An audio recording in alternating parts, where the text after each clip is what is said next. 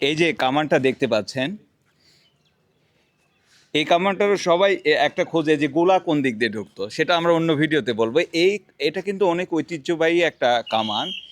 এই যে শায়েস্তা খান পর্তুগিজদের বিরুদ্ধে যে যুদ্ধ করেছিল, মগদের বিরুদ্ধে যুদ্ধ করেছিল, যুদ্ধ করার সময় সব সময় তিনি ঘোড়া শাওয়ারের পূর্বে এই কামানটা রাখতো। এই কামানে দেখেই ওই সময় অনেক যে দস্যুরা, তারপর প্রতিপক্ষরা পালিয়ে যেত। কামানটার ইউজ খুবই কম হয়েছে, কিন্তু ভীতি প্রদর্শনের জন্য এই কামানটা সেরা ছিল, শায়েস্তা খানের স্মৃতি বিজড়িত কামানটা। আর এখানে যে আমরা বাঙালি সব সময় যেটা করব, যে পরিত্যক্ত যে কোনো ওয়ালেই বা স্কুল কলেজের এই যে প্রেমের স্মৃতিচিহ্ন S+A K+A, যে এলাকার যে প্রাচীরগুলো আছে, প্রাচীরগুলোতে গেলেই আপনি বুঝতে পারবেন কার সঙ্গে কার প্রেম চলতেছে, ব্যাপারটা বুঝছো? তো এটাই স্মৃতি রেখে গেছে। তো এইভাবে নাম লিখে নিজের অস্তিত্ব জানান না দিয়ে ভালো কর্ম দ্বারা নিজের অস্তিত্বটা জানান দেওয়া যেতে পারে। তো যারা ঐতিহ্যবাহী স্থানে আসবেন, কখনোই এই ধরনের সাদিয়া প্লাস রিফাত এই কাজগুলো আপনারা লিখবেন না। ফারিয়া, সাদিয়া, সাদিয়া নাম কিন্তু অনেক অনেক বিখ্যাত, আর রিফাত, ঠিক আছে, সাদিয়া, সাদিয়া। আর একটা হলো মুঘল স্থাপত্যের ক্ষেত্রে আপনি দেখবেন যে বাগান, সুন্দর বাগান, আর সব জায়গায় চৌবাচ্চা অথবা পুকুর থাকতো, আর একটা পানির ফোয়ারা থাকতো। এটার বিশেষ কারণ আছে, ওই পাশে পানির ফোয়ারা, ওই পাশে পানির ফোয়ারা।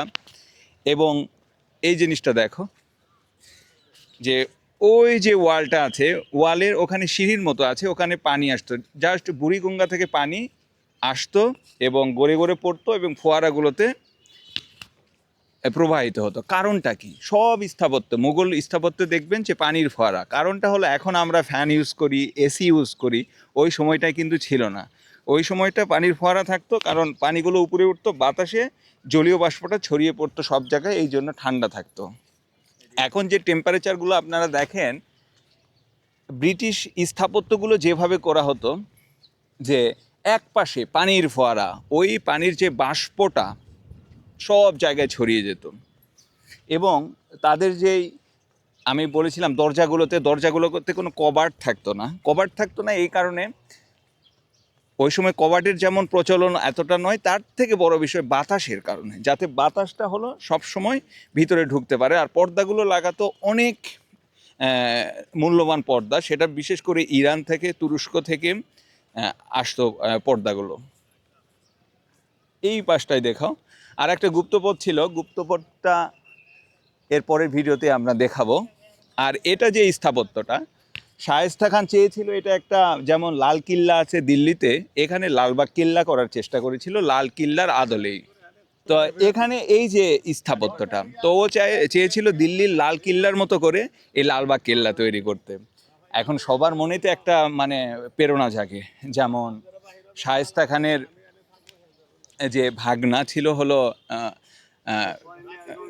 শাহজাহান, শাহজাহান ছিল কিন্তু শায়েস্তা খানের ভাগিনা। তো ভাগিনা যখন দেখছে এরকম একটা রাজা সম্রাট হয়েছে এবং যেই ধরনের জীবনযাপন করতো, সেটা কিন্তু মামার জীবনের উপরে প্রভাব পড়েছিল। সে চাচ্ছিল যে ভাগনা যেমন লাল কিল্লা করেছে, আর মামা করবে লালবাগ কিল্লা। কিন্তু তার যে প্রিয় কন্যা পরিবিবি, পরিবিবি মারা যাওয়াতে উনি মনে করলেন যে এই জায়গাটা অভিশপ্ত। পরবর্তীতে আর কোনো এইদিকে বিল্ডিং না বাড়িয়ে ওনার ইচ্ছা ছিল প্রাসাদ বানাবে, ওনার ইচ্ছা ছিল প্রাসাদ বানাবে। পরে প্রাসাদ না বানিয়ে জাস্ট কি বানানো, যে এই স্থাপত্যটা, এখানে কিছু না, এখানে কবর, কক্ষে কক্ষে কবর রয়েছে, আর মূল কবরটা হলো পরিবিবির কবর, শায়েস্তা খানের প্রিয় কন্যার। তো আগে এটার যে এখানে আরও স্বর্ণখচিত জিনিসপত্র ছিল, যেটা ব্রিটিশরা লুট করেছে। আমাদের ব্রিটিশদের ইতিহাস লুটের ইতিহাস। তাদের ব্রিটিশ মিউজিয়াম যদি আপনারা দেখেন, ইউটিউবে পাবেন, দেখবেন যে পৃথিবীর বিভিন্ন প্রান্ত থেকে লুট করা, চুরি করা মাল দিয়ে ভর্তি।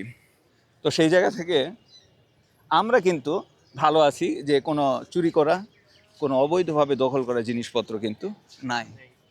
আর ওই যে ওই পাশটা, আর কিল্লা মূলত কিন্তু নির্মাণ করা হয় যে সুরক্ষা দেওয়ার জন্য। সুরক্ষা দেওয়ার জন্য যে রাজা বাদশাহ থাকবে। এটা আমি আরও ওয়ালগুলো আমি দেখাবো যে ওয়ালগুলোর স্ট্রাকচার কী, কীভাবে সৈন্যরা থাকতো এবং কীভাবে সুরক্ষা পেত এবং পালিয়ে কিভাবে যেত। এখান থেকে বুড়িগঙ্গা নদীর তীর দিয়ে যে তলদেশ দিয়ে যে গুপ্ত রাস্তাটা ছিল সেটা এখন দেখাবো।